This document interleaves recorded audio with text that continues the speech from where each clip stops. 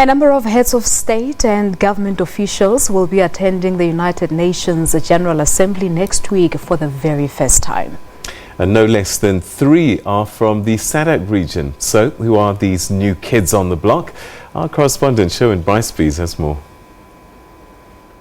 There will be a number of firsts at this year's UNGA for the first time in a long time.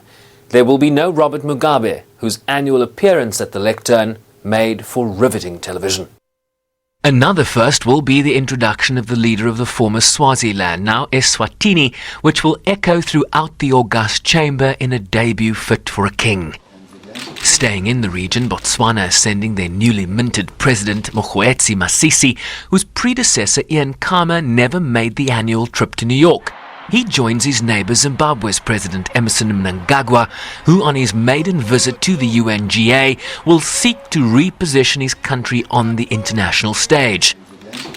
South Africa's Cyril Ramaphosa will also make his first visit to the annual gathering and has a jam-packed program that will ensure engagement on geopolitical concerns and to business leaders as part of his massive investment drive. Further afield, with Chile's Michelle Bachelet returning to the UN as High Commissioner for Human Rights in August, her successor Sebastián Pinera will lead Chile's delegation. New Zealand's 38-year-old Prime Minister Jacinda Ardern is also coming.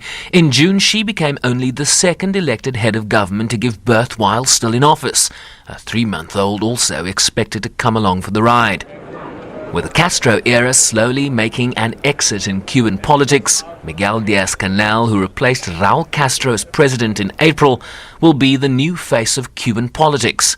We find it a great honor to have you. Italy's Giuseppe Conte, who took the helm of a divided country in June, will make his maiden visit to the UNGA as well. Other notable firsts will be Spanish Prime Minister Pedro Sánchez Pérez Castellón, while Malaysia's Prime Minister Mahathir bin Mohamad, re-elected earlier this year, who at 94 will be the oldest head of government to speak at this year's session. President Donald Trump makes his second visit since assuming office, but will chair his first meeting of the UN Security Council. Sherwin Bryce-Pease, SABC News, New York.